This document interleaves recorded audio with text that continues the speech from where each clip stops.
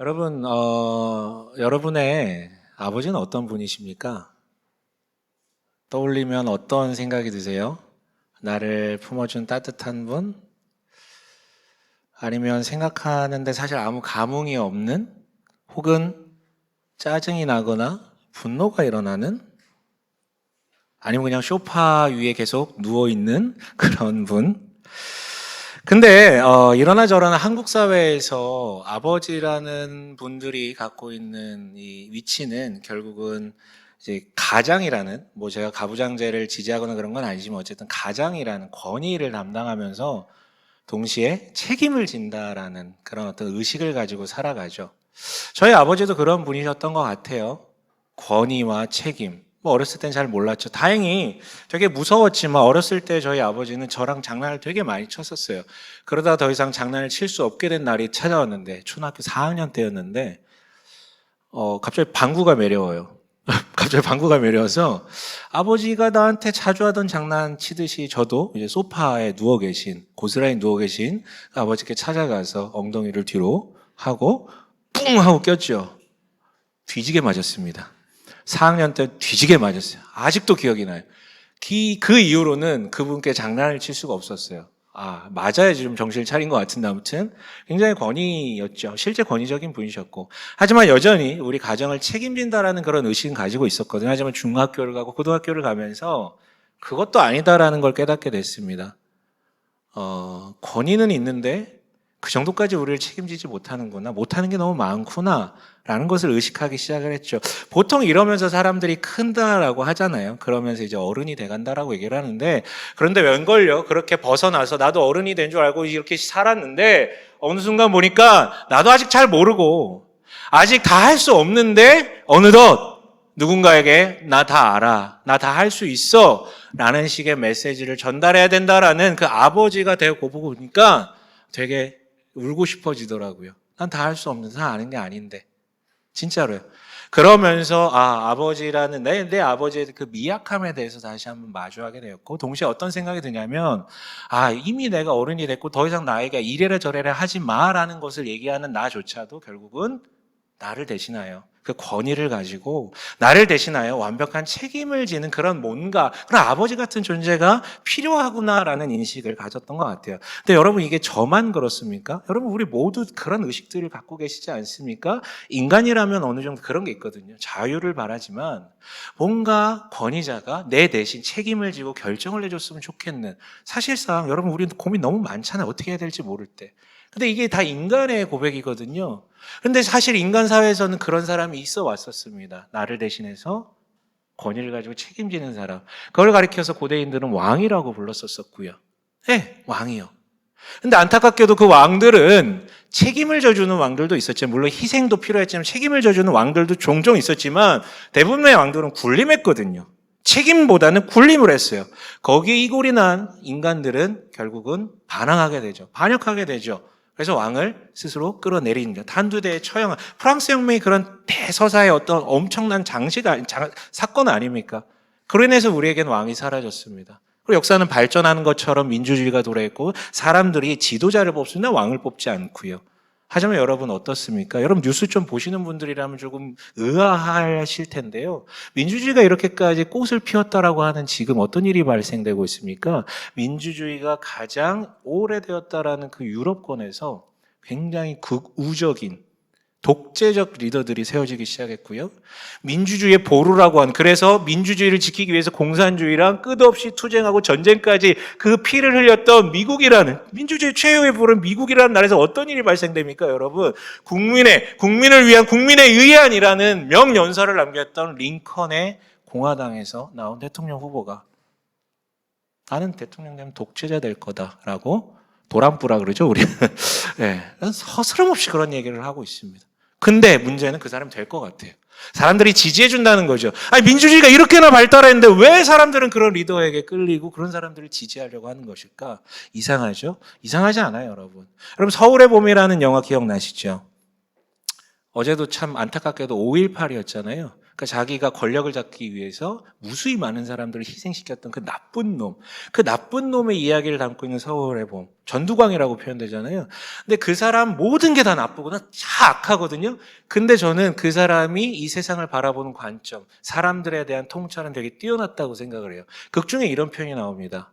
인간이란 동물은 강력한 누군가가 자기를 리드하길 바란다니까? 되게 재수없는 말이죠. 근데 여러분 솔직하게 물어보십시오. 우리 가운데 그런 마음 없습니까? 그래서 어떻게 결정해야 될지 모를 때, 무엇이 옳은지 모를 때, 정말 권위자가 강력한 누군가가 나 대신 책임을 지고 결정해 줬으면 좋겠네. 물론 이 말이 젊은 분들에게 저도 젊지만, 저 아직 젊잖아요. 그렇죠? 저런 졸린 표정은 뭔지 모르겠는데 저도 젊지만 더 젊은 분들은 동의하지 않을 수 있어요. 나는 권위자가 필요 없습니다. 난 권력자가 필요 없습니다. 하지만 정말일까요? 전 아직도 기억하고 있는 문장인데요. 유시민 씨가 알쓸신잡이란 프로그램에 나와서 이런 얘기를 한 적이 있어요. 무슨 얘기냐면 자연이 진공을 허락하지 않듯이 권력도 공백을 허락하지 않는다라고요. 자연에는 진공 상태라는 게 없습니다. 비어지면 공기가 채워지죠. 똑같아요. 권력은 공백이 없습니다. 비어지면 채워져요. 그렇다면 여러분, 나는 권위자가 필요 없어라고 얘기하는 그 젊은 분들은 안타깝게도 이미 그 공백을 다른 걸로 채웠을 가능성이 크고 그게 바로 당신 자신이라는 것이죠. 나를 스스로 왕으로 권력자로 세웠기 때문에 더 이상 나는 권력자가 필요 없다라는 거예요. 그런데 묻고 싶어요. 정말 그래서 괜찮으십니까? 정말 그래서 평안하십니까? 그래서 정말 스무스하게 자신의 삶을 영위해 나가고 계십니까? 아니요. 그렇지 않아요. 그렇다면 여러분 제 이야기에 주목해 보십시오. 시대착오적 발언처럼 들릴 수 있어요. 이 민주주의 시대에. 그런데 이런 우리라면 우리에게는 왕이 필요 없는 게 아니라 사실은 진정한, 사실은 영원한, 사실은 우리를 대신해서 모든 것을 해줄 수 있는 그런 진정한 왕이 필요한 거 아닐까요? 여러분 그런데 우리 오늘 이 복음서들은 바로 그 얘기를 해주고 있습니다. 바로 우리가 그토록 염원해왔던 진정한 왕이 이 땅에 오셨다고요. 그리고 우리는 오늘부터 이 마가복음을 통하여서 마가가 소개하는 이 왕에 대한 이야기를 쭉 한번 나눠보고 싶어요. 그런데 마가는 지금 성격이 너무 급해요. 어마어마한 왕이 오셨다라는 것을 바로 얘기하고 싶어요. 입이 너무 근질근질해가지고 1절부터 받고 시작합니다. 우리 1절 한번 읽어볼까요? 1절 함께 읽겠습니다. 시작.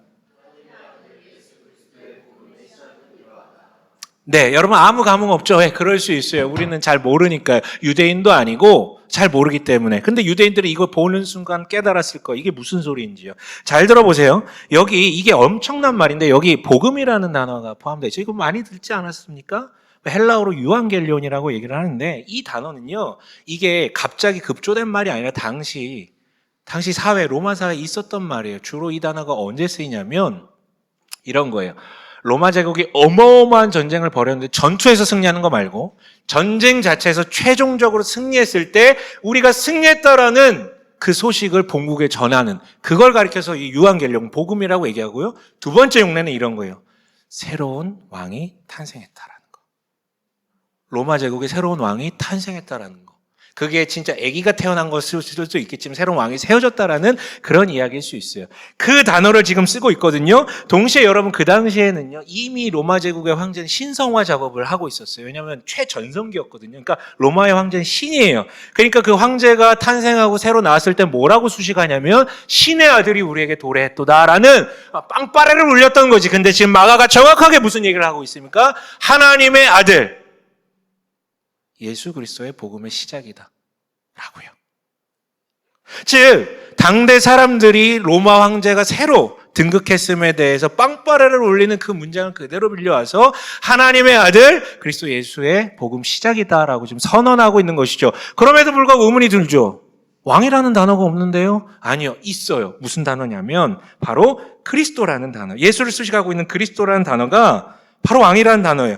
어떤 의미에서 그러냐면 그러니까 히브리어로는 이걸 메시아라고 번역하고 있는데 이 말에 담긴 의미를 이미 알고 계신 분들도 있겠지만 도대체 그리스도라는 말이 왜 왕이고 예수가 왜 진정한 왕인지를 조금 더 풀어서 설명을 해볼게요. 이미 알고 계신 분들은 안다 생각하지 말고 다시 한번 정리해 보셨으면 좋겠는데요.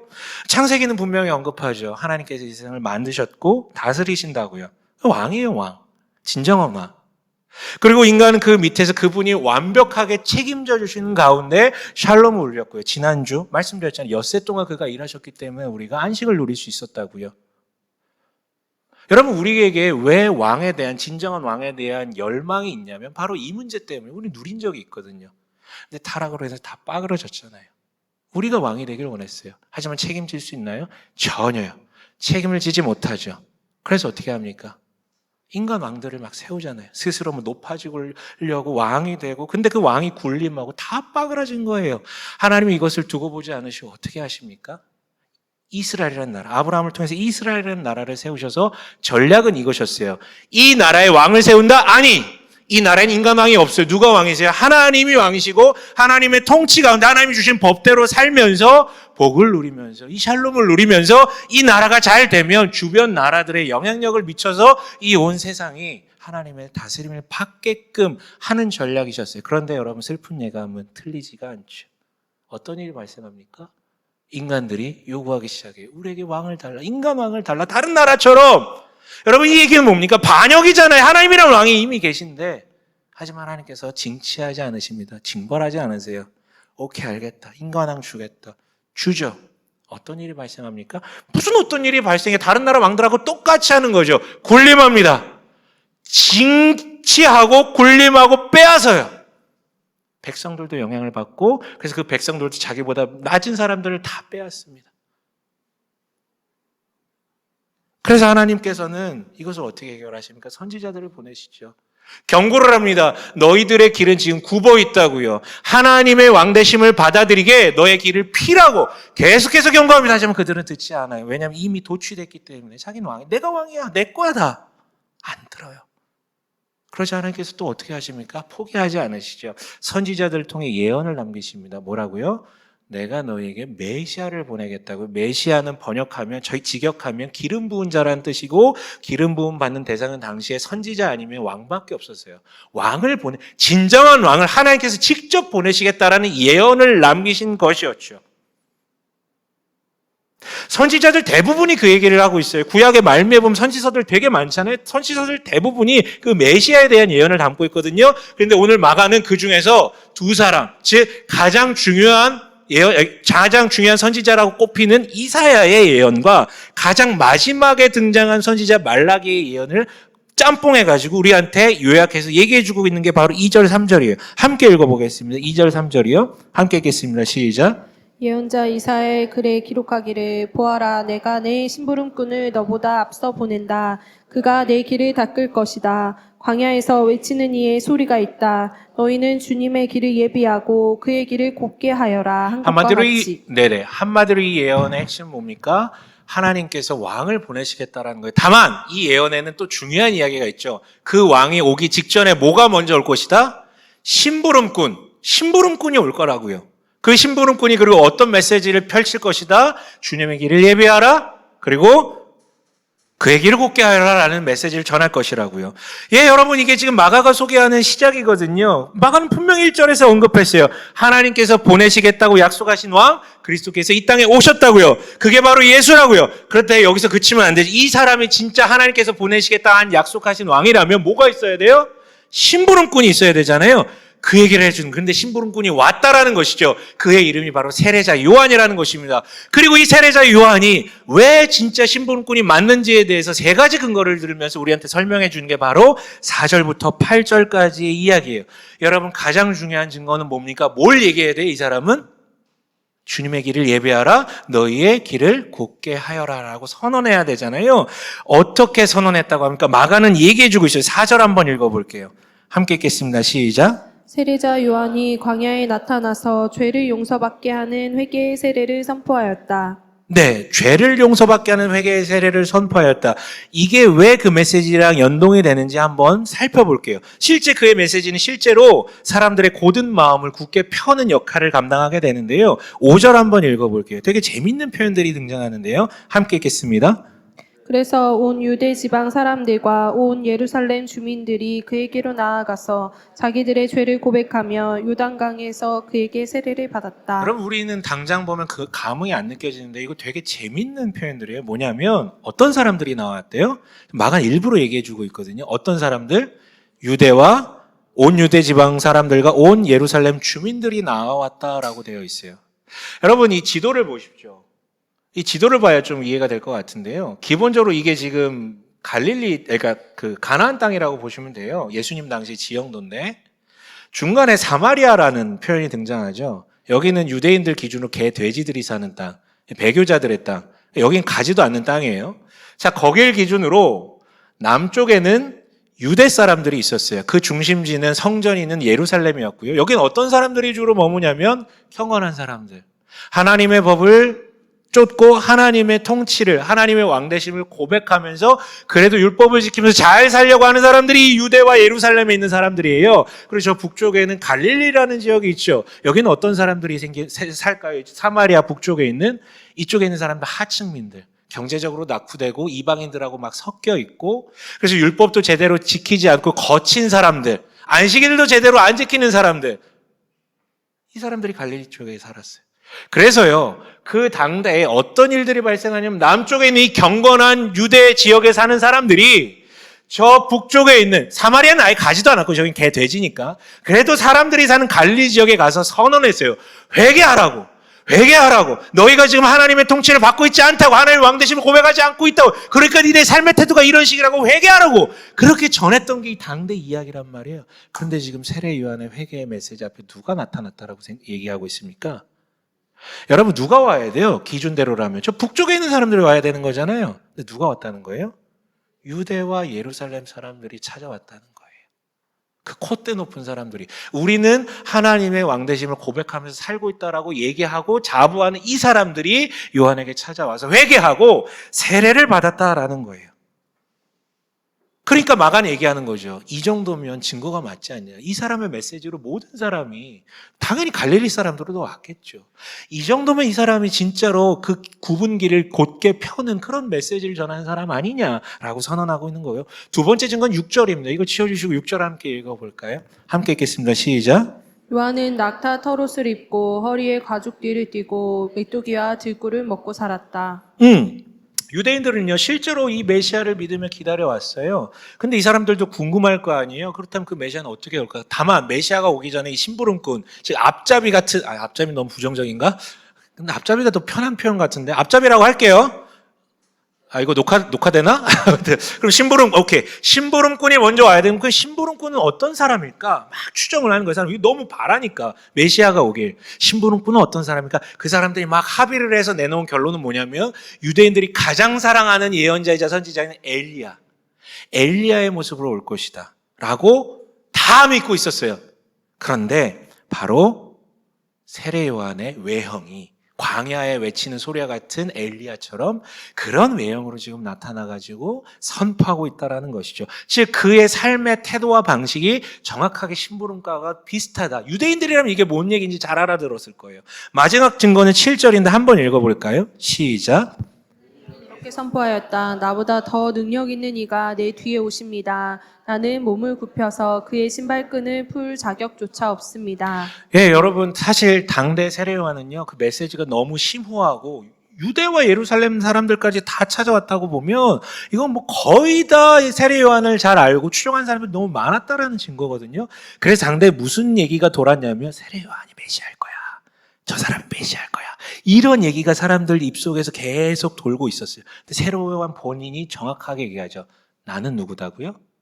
뭐냐면 여러분 신발끈을 매는 사람들은 당대에 기본적으로 종들이었어요. 주인의 신발끈을 매는 사람. 그러니까 지금 스스로를 뭘로 비하하고 있는 거예요? 나는 종이다. 내 뒤에 오실 주인을 위한 종이다라고 가장 메시아에 근접한 사람이 자기 스스로 이렇게 명확하게 얘기하고 있는 것이죠. 예, 여러분 이게 세 번째 증거였어요. 결국 여러분 이 모든 것들을 통해서 이 사람은 정말 심부름꾼 맞다라는 증거를 마가는 우리에게 소개해주고 있는 것입니다. 나아가 이 심부름꾼과 예수님이 연관성이 있어야 되잖아요. 그건 다음 주에 나눌 9절부터 14절까지 등장할 거예요. 심지어 마가는 굉장히 짧게 얘기하고 있지만 다른 복음서들은 대놓고 얘기해요. 세례 요한이 바로 이 사람이 우리가 기다리던 사람이다라고 선언했더라고요.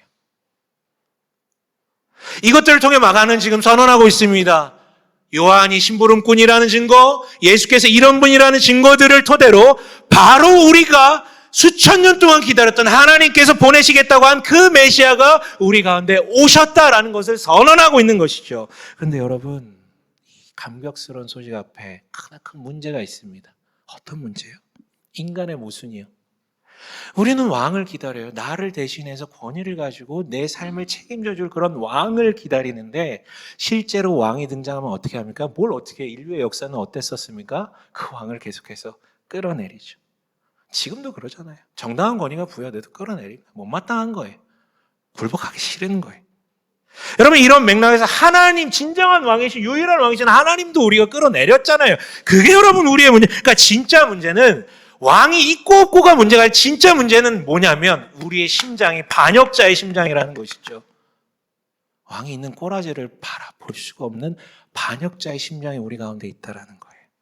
어떤 왕이 세워진들, 하나님께서 정말 대단한 왕을 보내주신들, 여러분, 이스라엘의 가장 완벽한 왕이 다윗 왕이었는데 다윗 왕 때도 반역이 일어났습니다. 그의 아들이요. 그게 현실이에요. 어떤 왕을 보내줘도 우리는 반역할 수밖에 없어요. 심장이 그 방향을 가리키기 때문에. 여러분, 우리도 이미 그것을 느끼지 않습니까? 여러분, 세례 요한이 무슨 세례를 베풀었다고 합니까? 그렇죠. 물세례. 그렇죠. 물세례를 통칭해서 우리가 회개의 세례를 베풀었다라고 하잖아요. 근데 이미 여러분 우리 느끼시지 않습니까? 회개의 세례를 베풀잖아요. 유대와 예루살렘 사람, 그 경건한 사람들이 나온단 말이에요. 여러분, 진짜 진정성 있는 거예요. 여러분, 그 세례는 은밀하게 밀실에서 이루어졌던 게 아니라 요단 강에서 사람들 다 보는 자리에서 주어진 거예요.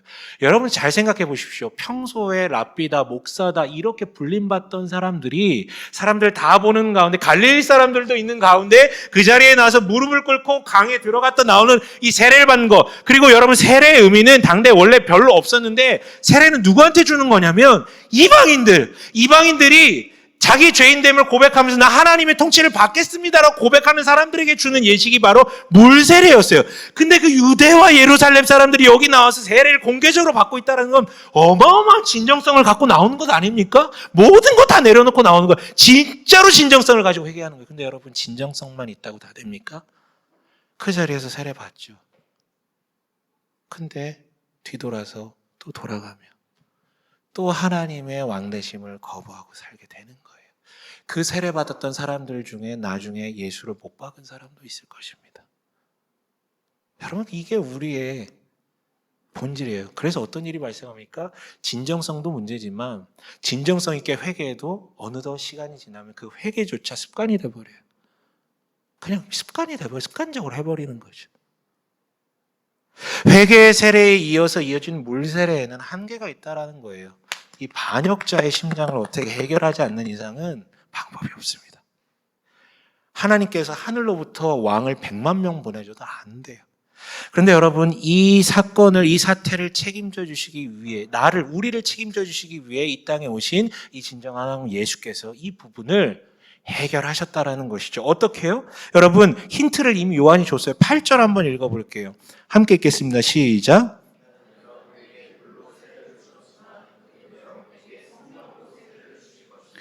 네, 여러분, 인간이 스스로 씻어낼 수 있는 것은, 내 힘으로 씻어낼 수 있는 것은 마치 물로 씻어내는 그 정도밖에 되지 않아요. 여러분, 인간의 진정성을 담보로 하는 물세례는 그 정도까지예요. 잠깐 일시적인 효과밖에 없어요. 또 등지을 것이기 때문에. 여러분, 인간의 의지와 인간의 진정성은 바람에 나는 겨와 같습니다. 사람 믿지 마십시오. 자기 자신도 믿지 마십시오. 눈물 콧물 흘렸다고 믿지 마세요. 바람에 나는 겨와 같아요. 감사한 건 하나님께서 그것을 뭐라 그러지 않는다라는 거예요. 대신 책임지신다라는 것이죠. 어떻게 해요? 성령의 세례를 통해서 우리의 심장을 만져주신다라는 거예요. 그래서 우리가 더 이상 뒤로 돌지 않고 하나님만을 왕으로 섬기게끔 유도하시고, 그로 인해서 우리에게는 어떤 일이 발생합니까? 반역이 아니라 그로 인해서 하나님의 자녀가 되죠. 하나님의 아들과 딸이 되죠. 그로 인해서 어떤 일이 일어납니까? 그토록 오르고 싶었던 왕좌에 오르게 되는 것입니다. 그의 아들과 그의 딸은 당연히 왕이 되는 것이니까요. 그런데 여러분, 이 성령 세례라는 놀라운 일을 위하여서 예수께서 어떤 일을 우리에게 베푸셨습니까? 우선 우리에게 오셨어요. 진짜 우리에게 오셨어요. 여러분, 이건 엄청난 소식이죠. 왜요? 그야말로 여러분, 천상의 정말 보좌 위에 계신 진정한 권위자 아니십니까? 그런데 그 자리에 우리를 올리시기 위해 그가 땅에 떨어지셨던 것이죠. 자기의 보좌를 포기하시고요. 권위를 포기하시고요. 여러분, 근데 이게 끝이 아닙니다. 진짜 문제는 심장을 어떻게 해야 되는 거잖아요. 반역자의 심장을요. 근데 여러분, 이미 우리의 심장은 죽음에 이르는 병에 걸려 있습니다. 이거 물로 씻어낸다고 됐나요, 여러분? 물로 씻어낸다고 됩니까? 죽음에 이르는 병에 걸린 심장을 수술한다고 됩니까? 안 되죠. 여러분, 현대 의학 지식이 있는 우리는 더 잘 알아요. 그런 심장이라면, 이게 수술로도 안 되는 심장이라면 어떻게 해야 된다고요? 이식을 해야죠. 여러분, 우리는 유대인들보다 훨씬 더 지금 깊은 지식을 갖고 있어요. 이건 이런 병이라면 이식을 해야 된다. 대체를 해야 된다. 살아 숨쉬고 잘 뛰는 그 심장으로 대체를 해야 된다고. 예수께서 정확하게 그 일을 하신 것이죠. 성령으로 숨쉬고 성령으로 뛰는 자신의 심장을 꺼내요. 우리의 심장과 맞바꾸신 것입니다. 그리고 죽음에 이르는 병에 걸린 그 심장은 본인이 안고 죽으신 거죠. 여러분, 이게 바로 성령 세례입니다. 성령 세례는 여러분 오해하지 마세요. 특히나 약간 조금 그런 불로불로 하신데 다니셨던 분들 오해들 많이 하신데, 성령 세례는요, 뭘 보고 뭘 듣고 막 감정이 고양되고 충만하고 막 춤추고, 이거는 성령 충만하면 증상 중에 하나인 것이 성령 세례는 그게 아닙니다. 성령 세례는 성령의 힘으로 뛰는 자신의 심장을 꺼내어 반역자의 심장을 대신 짊어지시고 우리에게 그 성령으로 뛰는 심장을 주신 것. 그게 성령 세례입니다. 그리고 우리는 그 성령의 힘으로 뛰는 심장을 품고 왕의 자녀된 삶으로 나아갑니다. 여러분, 예수께서 그의 권위를, 그의 보좌를, 그의 왕좌를, 그의 왕 자리를 내던지시고 이 땅에 오셨기 때문에 우리가 권위가 생기는 것이고요. 그가 우리의 심장을 대신 짊어지셨기 때문에, 모든 걸 책임지셨기 때문에 우리한테 길이 열린 것입니다. 그게 우리의 왕이 우리에게 하신 일입니다. 여러분, 말씀을 정리할게요. 지난주에 너무 길었다고 해서 오늘 짧게 해요. 네. 한 명이 저한테 얘기했어요. 설교 너무 좋은데 좀 길었다고. 40분만 넘어가면 심장이 뛰는 그런 병이 계신가 봐요. 아무튼 엄청 짧아요 지금. 네. 여러분, 말씀을 정리하겠습니다. 이 자리에 또 계실 거예요. 아직 예수를 나의 진정한 왕으로 받아들이지 않으신 분들. 물어볼게요.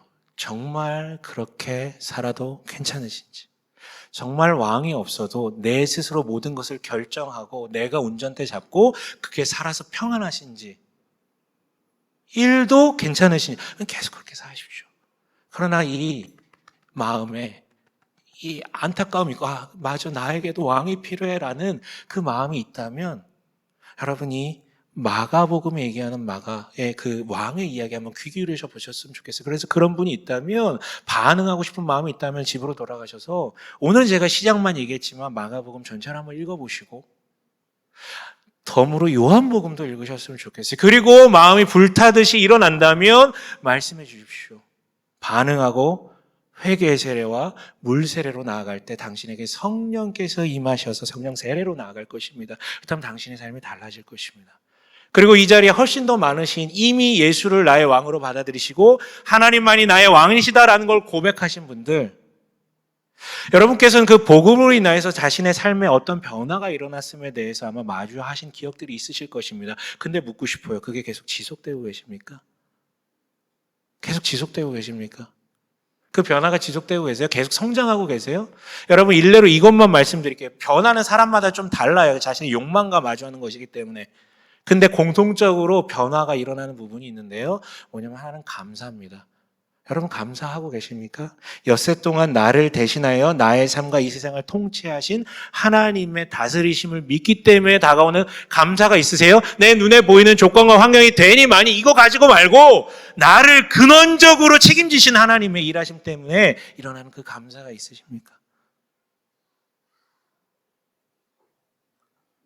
그러나 자기가 왕된 자는 여러분 감사가 없습니다. 주권자에 대한 원망이 너무 크기 때문에. 또한 여러분 두 번째로 예수가 우리의 왕되심을 받아들인 이에게 드러나는 상황 중에 하나는 사랑하게 됩니다. 왜요? 그가 나를 왕의 자녀로 삼아 주었다는 걸 누리며 기쁨이 그래도 샘솟기 때문에, 그래도 이 안에 사랑이 넘치기 때문에 이걸 흘려보내고 싶어지는 것이죠. 눈이 바뀌기 때문에. 혹시 이 시간 마음에 찔림이 있다면, 나에게 감사도 없고 회개도 감사도 없고 사랑도 없는 것 같고 내가 복음을 믿음으로 인해서 변화됐었는데 그것이 지속되지 못하는 것 같다라고 느껴지시는 분이 있다면 동일하게 회개하십시오. 회개하십시오.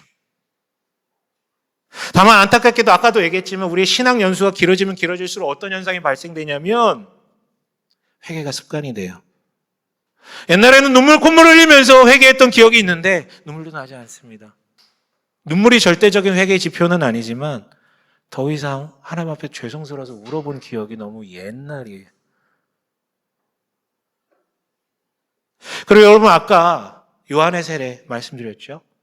공개적인 자리에서 고백하고 받은 것이라고요. 여러분 최근에 자신의 그 찔림을 누군가에게 나눠보신 적 있으십니까? 제발 하나님 앞에 퉁치고 지나가지 마십시오. 하나님께만 얘기하는 것은 그건 회개가 아닙니다. 자기 합리화죠. 그 사람에게 잘못한 게 아니더라도 고백해 보세요. 하나님과 나 외에 다른 한 사람이 알지 못한다면 그건 회개가 이루어지지 않습니다. 이 시간 찔림이 있다면 진심으로 회개하십시오. 주님께 회개하십시오. 그래서 당신 안에 멈춰버린 성령으로 뛰는 그 심장이 다시 한번 벌떡벌떡 발동하여서 내 안에 있는 그 반역자의 심장에 만들어놓은 피들을 몰아내게 하십시오. 그래서 그 예수의 심장으로 벌떡벌떡 뛰는 심장이 생성해내는 그 피로 말미암아 나의 삶이, 나의 영혼이, 나의 신앙이 점점 더 성장하고 변화되고 누려가는 그런 역사가 우리 가운데 있기를 원합니다. 아멘. 그렇게 예수만이 진정한 왕이심을 받아들이는 이들의 삶은 분명히 변화될 것 같고요. 그런 이들이 영향력을 미치는 자리에는 정말로 공의와 정의가 물처럼 흐르게 될 일상이 될 것입니다. 그리고 그런 이들이 모인 공동체는 세상은 다 자기가 왕 되려고 하잖아요. 얼마나 많은 이들이 상처받습니까? 근데 이 자리에 와서 회복되겠죠. 여기는 왕 되려고 하는 사람들이 아니라 종 되려고 하는 사람들이 모인 곳이니까 회복되겠죠. 토피처가 되겠죠. 여러분 이 마가가 전한 복음의 이야기 오늘 시작입니다. 왕의 이야기 오늘 시작인데요. 이 이야기를 우리가 따라 나가면서 예수가 진정 우리의 왕이요 나를 위해서 하신 일에 대해서 감격해하며 그 복음의 심장에 다시 뛰는 그런 우리 되시길 주님의 이름으로 간절히 축원합니다. 아멘.